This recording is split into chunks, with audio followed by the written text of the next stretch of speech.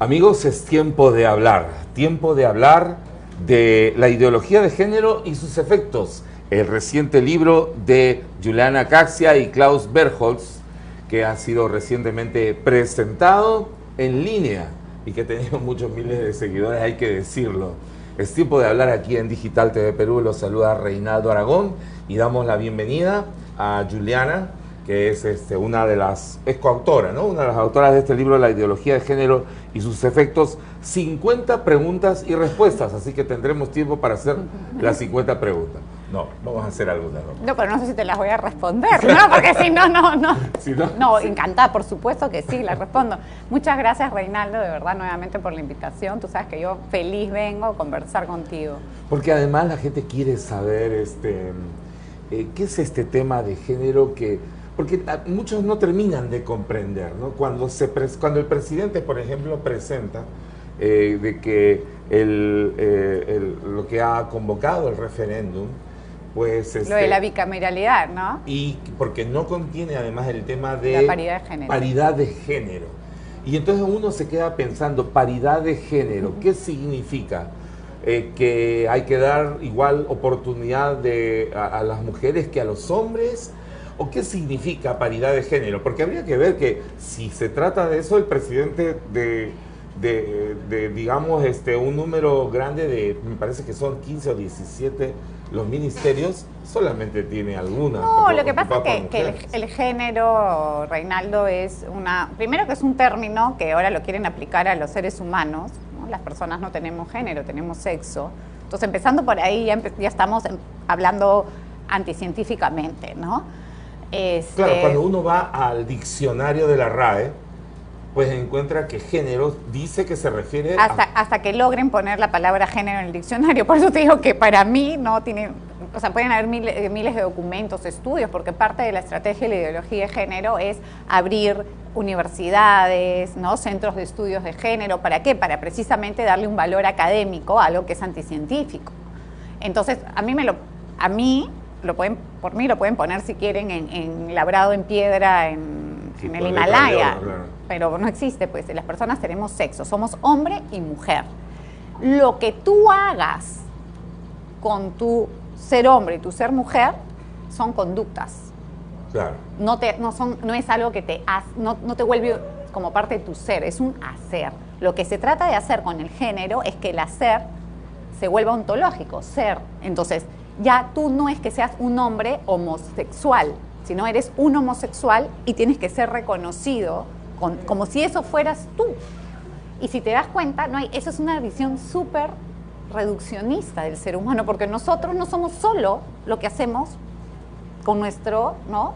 Con nuestra intimidad. Claro. Y te das cuenta que ahí se juega un doble discurso, porque por un lado no quieren que te rechacen por tus conductas sexuales, pero por otro lado te piden privilegios o ciertas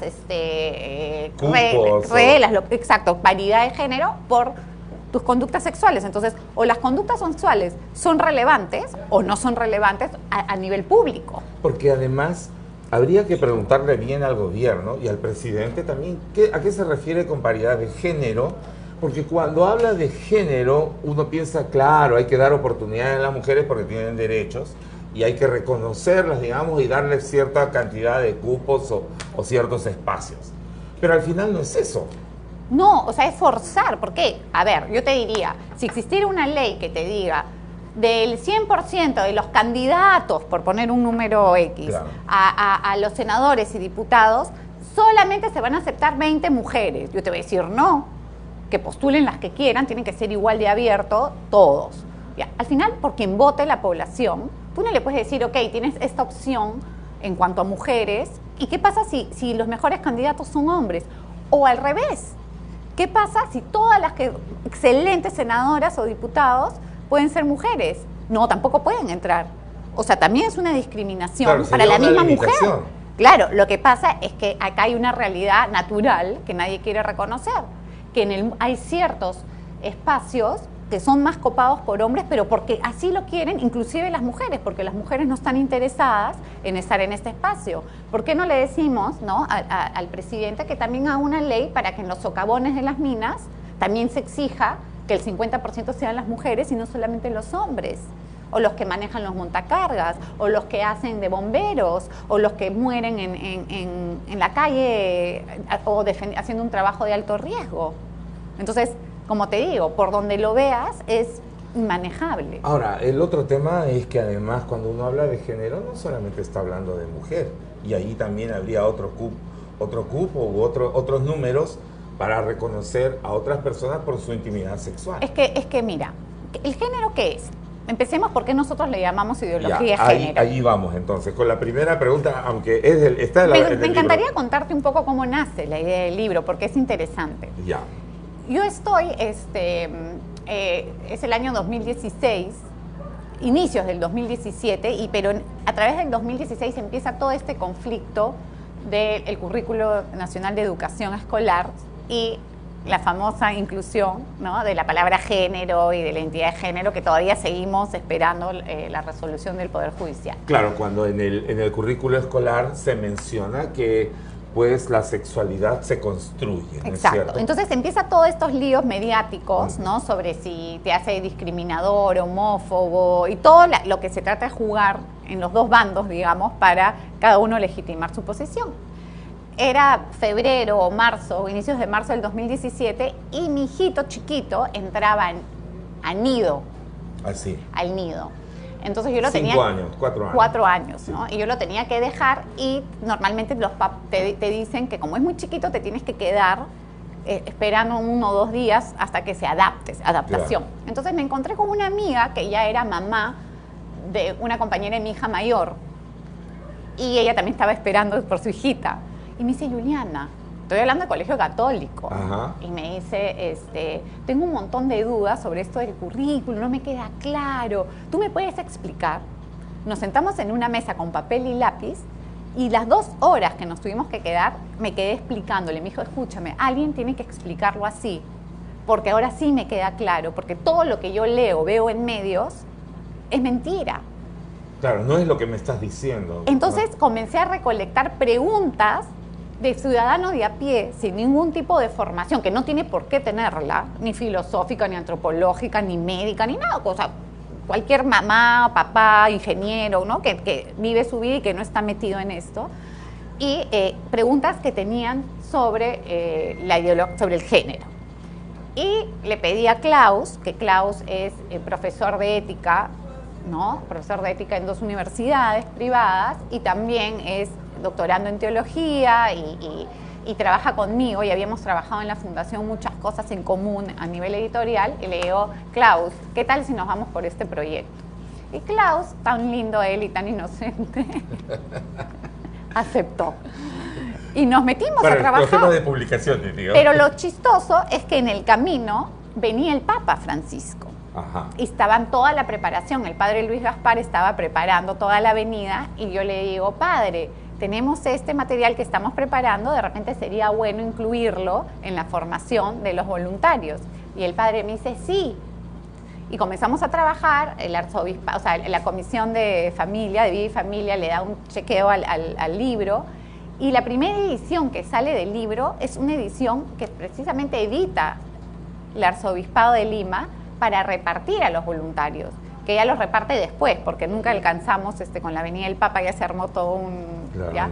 no Y esta es la segunda edición, digamos, ya corregida, no tiene ningún tipo de mención religiosa, es netamente científico, o sea, todo está basado en ciencia y jurisprudencia, o sea, no tiene ningún tipo de sesgo subjetivo. Y ya está, y salió el libro, y como tú bien dices al comienzo, con Klaus decíamos, ¿qué hacemos? ¿Hacemos una presentación? Y le dije, no, vamos a hacer una presentación online y vamos a venderlo con repartición en las casas, porque el libro en librería cuesta 20 soles, no tiene ningún tipo de interés de lucro, sino más bien sacar fondos para pagar su edición y poder producir más material de este tipo. Ni te digo. O sea, fue un boom, la gente sigue compartiendo, el libro sonó más de lo que pensamos. Porque hay interés, Juliana. Y la gente quiere conocer, y claro, y es una lectura fácil, ¿no? Y claro, y ahí te invita a seguir profundizando ya en libros mucho más, digamos, amplios en ciertos temas específicos. Por ejemplo, el de Alicia Rubio, que sí es muy meticulosa ahí en la investigación, lo de Agustín Laje y Márquez, que a nivel político y marxismo, ¿no?, cultural es súper elaborado, entonces ya te permite avanzar. Pero sin este libro, este es el típico libro que cuando alguien te pregunta, oye, ¿no? Y de verdad no poner género me hace homófobo, le tienes que regalar este libro, porque las típicas preguntas. Es que, claro, comunes. Y además está muy sencillamente presentado, aunque, pues con las bases científicas y de jurisprudencia que hay acerca de esto que es tan importante y que está en la palestra puesta por el propio presidente, ¿no es cierto? Y por anuncio todos. Y por todo. ¿No? Pero la gente no llega a entender bien a pesar de todas las explicaciones que se tratan de dar. Hay que decir de que Juliana Caxia es pues presidenta o líder de la Fundación para la Familia FAM, es una activista y además una bloguera con muchos seguidores. Pero eso es lo menos. Bueno, ella es una estudiosa del tema, Tengo, o sea, claro, dirijo la Fundación para la Familia FAM. Ajá. Tengo un máster en Matrimonio y Familia por la Universidad de Navarra. Ahorita estoy dando una especialización en filosofía también en la misma universidad. Y este es mi segundo libro. Tengo un primer libro que se llama Educación en Serio. Reflexiones para hacer los padres que nuestros hijos necesitan, con la editorial Planeta. Claro, entonces, y venimos trabajando constantemente en lo que es formación en valores. Por lo que, y además te has juntado ahora con Klaus Bergholz Benavides, que es doctorado en teología, profesor de filosofía en la San Ignacio de Loyola y en la Universidad de Ciencias Aplicadas. Y además es colaborador de diversas instituciones, director del Centro Cultural de Investigaciones y Publicaciones, Vida y Espiritualidad. Y entonces vamos directamente ya a lo que es el libro, ¿no es cierto? Exacto. Bueno, entonces lo primero es, ¿qué es género? Género es una palabra que trata de, más que trata de agrupar conductas sexuales como si fueran características ontológicas del ser humano, ¿no? Género no existe en el ser humano, las cosas tienen género, las personas tenemos sexo, por eso se llama ideología de género. Y te explico por qué. La ideología en general, una ideología en la acepción que nosotros la usamos, o se trata de dar a entender lo que es la ideología de género, la ideología es un conjunto de ideas que parten de una premisa falsa. Por eso no es enfoque, por eso no es teoría, que esto también lo explicamos aquí. Ajá, para ti no es enfoque ni teoría. No, ¿por qué? A ver, ¿cuál es una de las ideologías más famosas del siglo XX? Que todos, el común de cualquiera puede saber que existe. Claro. El nazismo. Claro. Ya, el nazismo, ¿por qué era una ideología? Porque partía de una premisa falsa. ¿Y cuál es esta premisa falsa? La superioridad de la raza germánica. Claro. Entonces, cuando tú aceptas esta premisa falsa, aceptas luego una serie de consecuencias lógicas que parten de esta premisa. Pero ¿qué pasa? Si yo te digo, Reinaldo, los chanchos vuelan, tú me vas a decir, bueno, Juliana, gracias por venir a mi programa, amigos, que pase, aunque sea el señor de la puerta, porque no puedo seguir hablando con esta señora. Pero ¿qué pasa? Que si tú me dices, sí, los chanchos vuelan, y comenzar a que mucha gente comience a aceptar esta premisa falsa de que los chanchos vuelan. Entonces comenzamos a generar ya un convencimiento construido sobre una realidad que no existe. ¿Me explico? O sea, lo tomamos como cierto. ¿Por qué? Porque si tú me dices, no, Juliana, disculpa, los chanchos no vuelan, cerramos el programa y chao, se acabó. Claro. Pero esto sigue, o sea, hay más gente adheriéndose a esta premisa. Y la gente que no se quiere adherir a esta premisa, la única manera en que se adhiera es a través de la ley. Porque para que tú aceptes algo que es antinatural y anticientífico, te lo tienen que imponer. ¿Y cuál es la parte de los chanchos vuelan de la ideología de género? Es decir, que los chanchos no vuelan. Y que el género no es aplicable a los humanos. No, las personas no tenemos género. O sea, las personas nacemos hombre o mujer. Lo que hace un médico normalmente no es asignarte un sexo. No te mira y te dice, bueno, yo te asigno el sexo, no sé, femenino. No, lo que hace el médico es reconocer el sexo dado por la naturaleza. Claro, sería contrario a lo que está sucediendo, por ejemplo, ahorita en Nueva York, que sea que puedes, claro, que puedes registrarlo como sexo, género neutro. Claro, que agarras a un niño o una niña, no sé, pues ya no se puede decir ni niño ni niña. No, es discriminación. No es cierto, claro. Entonces, decir, bueno, esta persona no tiene sexo. Claro, entonces no tiene género. No tiene género. Entonces, ¿por qué? Porque no lo quiero influir. Quiero que esa persona vaya construyendo. Entonces, las personas, Reinaldo, no nos construimos. Construimos cultura, construimos sociedad, construimos materialidad, pero nosotros no nos construimos. Nosotros somos creación natural. Lo que vamos haciendo es viviendo. Lo que hace una ideología, a diferencia, que por eso no es científico, es lo siguiente. Yo creo una idea en mi cabeza, yo creo que los chanchos vuelan, la creo, y la trato de imponer a la realidad. Y tengo que imponerla con ciertos mecanismos, que por eso vienen pues todas estas leyes mordazas, totalitaristas y tal. Lo que hace el método científico no es que el científico o el estudioso se crea algo en la cabeza y lo pone, no, observa la realidad y de la realidad recoge los elementos, las causas, las consecuencias, los efectos, los documenta y se genera una teoría. Y para que esa teoría sea teoría, debe ser que se repita. Claro, que se repita en similares circunstancias, en similar entorno, ¿no es exacto, cierto? yo te puedo decir... Luego se sigue documentando y se sigue documentando, y entonces uno dice, he hecho 300, ¿cómo se llama? Repeticiones, y yo veo que esto... Claro. Si yo te digo los chanchos vuelan, yo te puedo decir, te juro, Reinaldo, que los chanchos vuelan, porque en la chacra de mi tío Pedro yo vi un chancho volar, pero yo tengo que ver por qué voló el chancho. Lo más probable es que el tío le haya tirado una patada al chancho porque se portó mal y salió volando. Y ahí viene lo que tratan de hacer con las excepciones, ¿no? Un caso de tal tipo, ¿no? Con tales características, yo quiero que esto se vuelva como lo universal, como que fuera la teoría. Pero no, tu tío le tiró la patada. A ver, trata de que el chancho huele solo o que se repita este fenómeno naturalmente. Entonces ahí vienen todo el querer imponer las excepciones o las minorías y sobreponerlas a los intereses o al bienestar de la mayoría, ¿no? ¿Y por qué para ti, bueno, que tú eres una seguidora y una estudiosa de esto, por qué hay tanto interés de implantar esta ideología? Porque es negocio. Ajá. Nada más. Mira tú, volviendo a lo que estamos comentando sobre el presidente Vizcarra y que ahora no le gusta su proyecto de bicameralidad porque no incluye, entre otras cosas, la paridad de género. Es burocracia. ¿Por qué? O sea, estás parando. ¿Por qué? Para tú sostener algo que no existe, que es una premisa falsa, una mentira, tienes que generar un montón de instancias para que esto se sostenga, porque si no se cae, pues. Y no hay nada más burocrático y que genere más corrupción que el género. ¿Por qué? Porque tiene una red clientelar para sostener algo que no existe. Por ejemplo, si yo apruebo que la palabra género y la identidad de género se incluya en el Currículo Nacional de Educación Escolar, ¿qué viene después? Como consecuencias lógicas. Tengo que formar a la gente. ¿Quién va a formar a la gente en género? ¿Instituciones? ONGs. Mira tú lo que pasó en Hungría.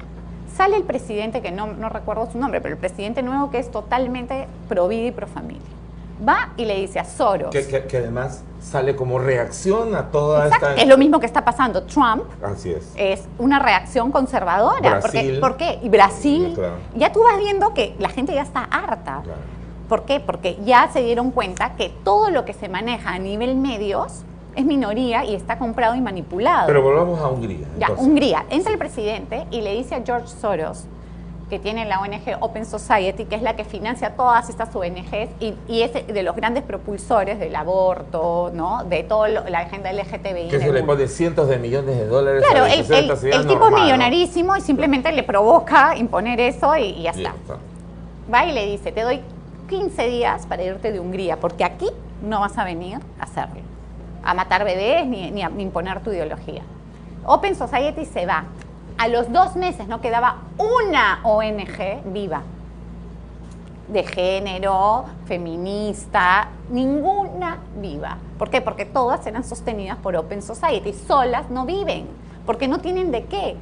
¿De qué viven? Ofrecen un servicio Claro, y además porque cuando entramos entonces en el tema de las convicciones, empieza un problema para ellos, pues. Es que escúchame. Claro. Yo digo, no podemos negar que existen realidades complicadas. Así es. Casos dolorosos, violaciones. Que vamos a tocarlos, ¿no es cierto? Sobre, pues, el rol de la mujer en la sociedad, exacto, ¿no es cierto? Que hay que explicarlo bien, porque si no va a parecer de que estamos en contra, no, digamos, del desarrollo de la mujer, del emprendimiento de la mujer, y no es así. Pero termina ya lo que me estabas diciendo. Tenemos problemas concretos que no negamos. Así es. Niñas violadas, así niñas embarazadas, maltrato, violencia, ¿no? En la familia, todo. Pero, ¿quién resuelve? O sea, ¿se ha resuelto esos problemas con el género?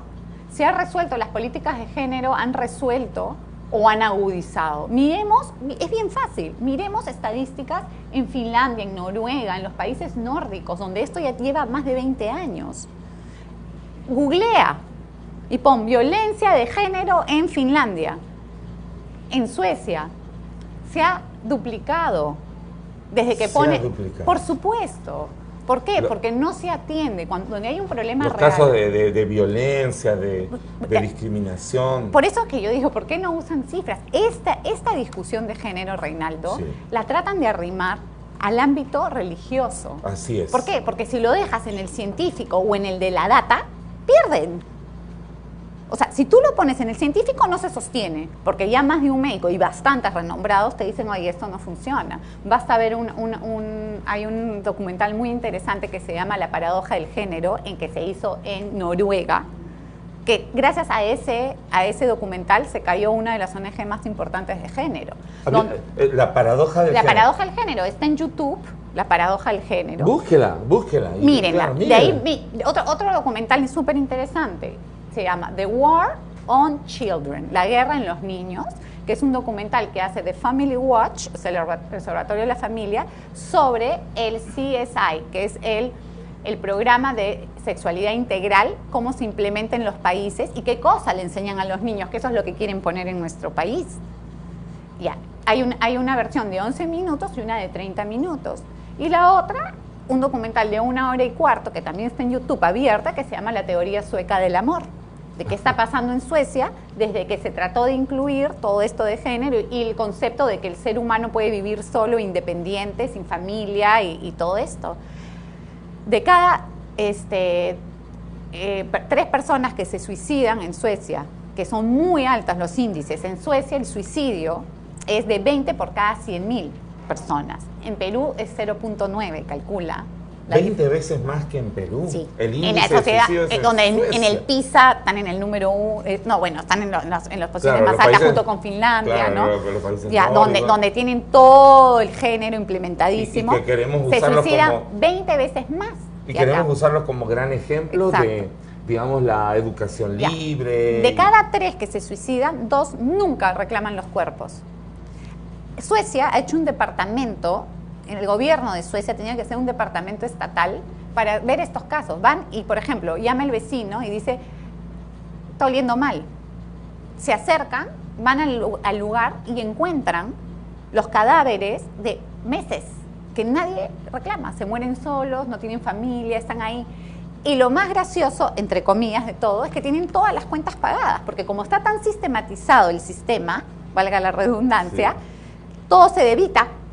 Entonces nadie se da cuenta. Acá, obviamente, oye, este señor no me paga la hipoteca hace 3 meses, llamo, le tumbo la casa y me doy cuenta que se murió. Ahí ni siquiera, porque las cuentas se siguen pagando con los fondos de pensión. Nadie se da cuenta. Ya, todo eso nace a raíz de la implementación del género en estos países. Entonces, ¿por qué no miramos lo que pasa en esos países? ¿Por qué no quieren traer a la mesa cifras de si efectivamente estas famosas políticas contra la violencia de género que nos han tratado y nos están tratando de poner, por ejemplo, en esta famosa ley de la familia, fortalecimiento de la familia democrática, que habla de violencia de género? Entonces, tú dices, ok, en los últimos años hemos tenido muchísimas políticas de género, pero se agudizan, tenemos más violencia que nunca, ¿no? Más maltrato a la mujer, más niños abandonados. Entonces, acá hay algo que no está sumando. Cifras. Claro, pero digamos hay una realidad también, ¿no es cierto? Hay aumento en los índices de la violencia. Ya, te voy a comentar los de la violencia. Claro. Mira, en el 2017 Sí. se presentó un informe que... El año pasado. Sí, se presentó un informe que agrupaba la data del Ministerio de Salud, de la Policía, del Ministerio del Interior, de una serie de instituciones, y las agrupa el INEI en un informe sobre la violencia, sumado 1 a 1 desde el año 2011 al 2017. Si tú ves ese informe, te dice que de los homicidios, los asesinatos, ya tienes más o menos 2.200 asesinatos.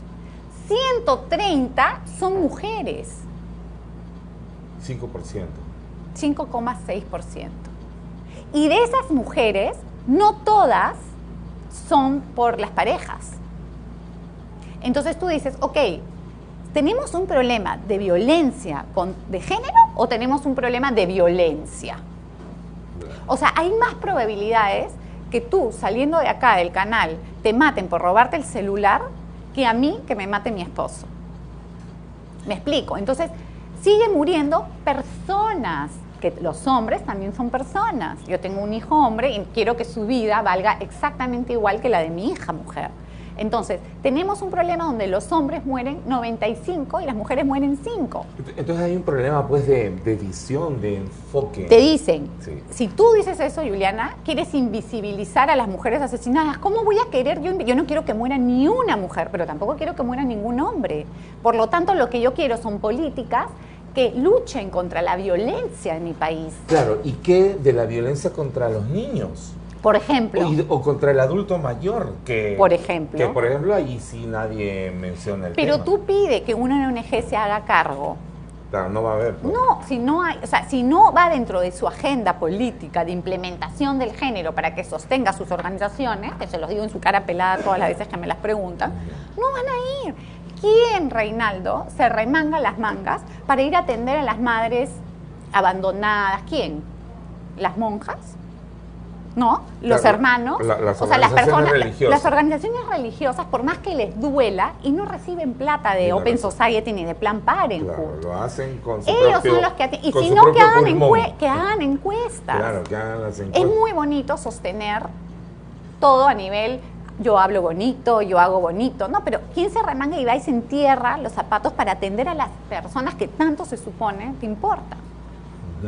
Bueno, estamos, como ustedes están viendo, estamos con Juliana Caxia, autora, con Klaus Bergholz, de este libro, La ideología de género y sus efectos.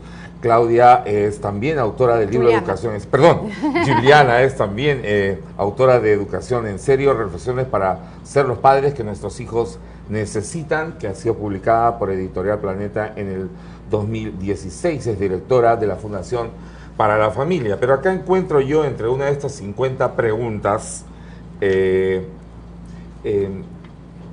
algunos hablan del gen homosexual, ¿no? Esta es la pregunta número 14.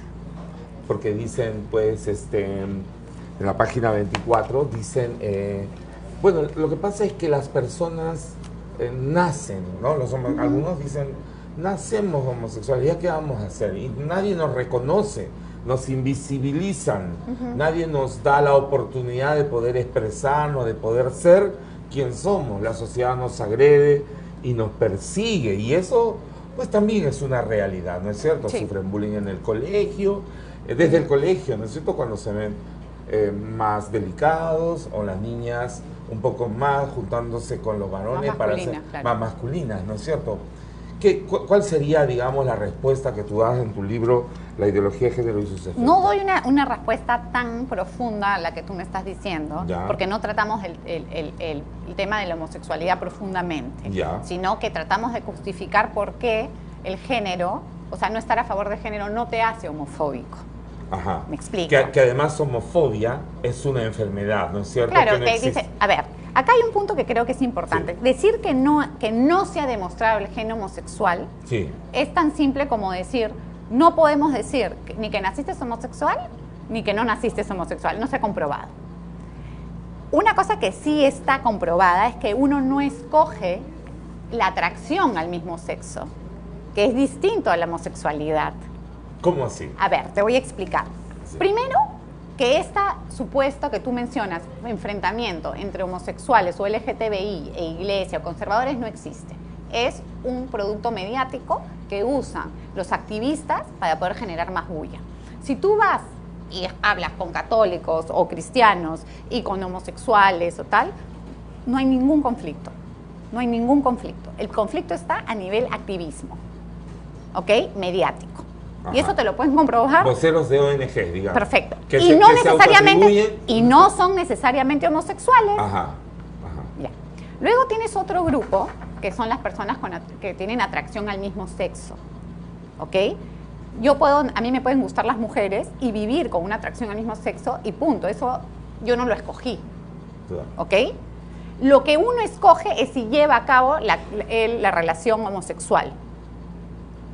¿Me explico? Claro, llevar una vida homosexual. Eso, pero ahí hay dos diferencias. Hay las personas que alguna vez han tenido una experiencia homosexual que no te hace homosexual, porque si a ti, por ejemplo, sufres un abuso sexual por parte de un hombre, no te hace homosexual haber tenido una relación sexual, ni tampoco haber experimentado alguna vez. Hay personas que han experimentado conductas homosexuales que hoy tienen una conducta heterosexual. ¿Me explico? Claro. Y existen las personas que efectivamente son homosexuales y llevan una vida homosexual. Porque tienen una los activistas quieren meter a todos en el mismo saco. Porque les conviene a sus intereses. Por eso es que no hay peor enemigo para un activista LGTBI que un homosexual que te dice yo no estoy de acuerdo contigo. Porque ¿qué pasó cuando Dolce y Gabbana, que son esta pareja de diseñadores italianos, salieron a decir que no estaban de acuerdo con la vida de Elton John? Lo peor, porque eso tú te lo esperas del sacerdote, del cardenal, del pastor. No te lo esperas de Dolce y Gabbana. Que te digan, mira, yo nací en una familia con papá y mamá. Yo pienso que la familia, ¿no?, de hombre y mujer es la adecuada para los niños. No debemos adoptar niños, no sé qué. No. Salió Elton John, le quiso boicotear las ventas. Sí, porque es el peor enemigo. Como para el peor enemigo, para una feminista radical, es una mujer que se siente orgullosa de su feminidad y que es exitosa a nivel profesional, es feliz con su maternidad y su matrimonio. ¿Por qué? Porque representa todo lo contrario de lo que ellos quieren demostrar que no existe. Claro, y es todo un tema, pero digamos que habría que examinar bien entonces, y uno lo puede hacer en las redes, ¿quiénes son las personas que salen a defender toda esta postura de la ideología de género, ¿no es cierto? Y lo más terrible es que cuando, por ejemplo, nosotros convocamos aquí a los oficiales del Ministerio de Educación y de otros ministerios para que vengan a responder por el currículo, no vienen. Y vienen más bien los activistas de estas organizaciones. Claro. Que son los que recibe el ministro. Yo también le he pedido al ministro varias veces ya en programas que amablemente me invitan, que por qué no invitan a los padres, ¿no? No, pero yo le veo bien a las fotos con activistas, ¿no?, activistas con transexuales, pero yo digo, y nosotros, ¿no? Entonces, el problema es complejo, y ¿sabes qué pasa, Reinaldo? Que también es parte de por qué publicamos este libro, es la confusión que existe, generada efectivamente, mediáticamente y políticamente, porque conviene tener a la gente confundida. Cuando las personas comienzan a investigar e indagar y enterarse de qué trata esta famosa ideología de género, comienzan a darse cuenta que no tiene sustento científico. Y cuando comienzan a compararlo con lo que pasa en otros países y ven que las crisis morales de familia vienen aliadas a la implementación de políticas de género hace más de 2 décadas, comienzan a decir, yo he estado engañado, y comienzan a ver que todo lo que sale en los medios, ¿no?, es mentira. ¿Pero por qué? Porque esas personas vienen financiadas. Acuérdate que cuando iban a aprobar, cuando hubo toda esta discusión en el Senado argentino para la aprobación de la ley del aborto, ¿quién pagó una página atrás en el New York Times a favor del aborto en Argentina? Salió precisamente, claro, una página completa. ¿Cuánto vale esa página? Times, claro, cientos de miles de dólares. Mínimo $1 millón. $1 millón, sí. Entonces tú dices, ok, a ver, pídele a FAM que te pague aunque sea una visita. No puede. Claro, y además, ¿cuál es el interés? Finalmente, existe una real desigualdad en el trato de hombres y mujeres. En la página 34 está la pregunta, si esta desigualdad en el trato de hombres y mujeres afecta a nuestra sociedad. Claro, ¿no? acá respondemos. Hay lugares que sí, dice, todavía hay muchos lugares en el mundo, en el Perú incluido, en los que la mujer no tiene las mismas oportunidades del hombre. Tenemos sin duda que hacer nuestro mejor esfuerzo para que esto no siga siendo así. En algunos países son incluso sometidas a mutilaciones genitales o son consideradas como ciudadanos de segundo orden. Sin embargo, curiosamente, las activistas de la ideología de género no intervienen para cambiar esas situaciones, pues su lucha es más bien política y lo que buscan no es una verdadera reivindicación de los derechos de la mujer. Existe, y repito una vez más, el género no es la solución a los problemas que quieren enfrentar con el género. Data, que las autoridades políticas pidan data de lo que pasa, no de lo que pasó hace 2 siglos, de lo que está pasando hoy en los países que ya llevan históricamente muchos más años que nosotros implementando las políticas de género. Para eso está la historia, para eso existe la tecnología, para eso estamos tan avanzados en la información. Pero acuérdate, información sin formación es bomba atómica. Bien, agradecemos a Juliana Caxia por estar acá con nosotros en la presentación de su libro La ideología de género y las 50 preguntas y respuestas. Tengo que hacer mi cherry. Tienes que hacer tu cherry acerca de otro tema que también está sobre la palestra y es el tema de los vientres de alquiler. Ni me digas, que eso después del caso de los esposos chilenos ha causado también un montón de polémica en redes. Claro, quedan muchas preguntas, muchas dudas y la gente quiere saber qué es exactamente esto. Los vientres de alquiler es todo un área también de lo que viene a ser la fecundación o la reproducción asistida, ¿no? Ajá, reproducción asistida. Entonces, acuérdate que nosotros, a partir de que empieza la liberación sexual y empieza a meterse las políticas de género, pasamos de hablar de procrear a reproducirnos, ¿no? También es un juego semántico. Pero bueno, los vientres de alquiler es un tema que nos preocupa mucho porque ya se comienza a hablar. Y nosotros nos hemos querido adelantar en la Fundación y hemos preparado una jornada el 3 de noviembre. Pueden ver la información en la página de Facebook de FAM, FAM, Fundación para la Familia, y va a tratar sobre 5 temas de género que van desde la parte bioética, que va a estar a cargo del doctor en bioética Renzo Pacini, la parte, la visión global en el mundo, que estará a cargo de Miguel Ángel López, que es un político español. Yo veré también la parte de la dimensión económica. Tenemos al doctor Klaus Bergholz, que va a ver lo que es la dignidad de la mujer, y el doctor Gonzalo Flores, que verá sobre el interés superior del niño. Cuesta 25 soles, los cupos son limitados porque de verdad lo estamos haciendo en la parroquia Nuestra Señora de la Reconciliación en Camacho Chiquito. Les pido que por favor se inscriban ya, no es caro, porque lo que nos interesa es poder informar y queremos sacar un documento de esta jornada para poder alcanzárselo también a las autoridades políticas. Bueno, y los que deseen tener una copia del libro, pues entren también al Facebook de la Fundación FAM y también pueden verlo ahora en nuestro Facebook, ahí está la publicidad. Ahí. Sí, nosotros estamos haciendo, el libro cuesta 20 soles, pero si escriben a ventas@vidayespiritualidad.com por 30 soles en Lima y 35 en provincias, se lo estamos mandando a la casa, ya incluye el delivery. Gracias. Gracias, Juliana, por estar con nosotros. Gracias. Ha sido tiempo de hablar aquí en Digital TV Perú. Hasta la próxima.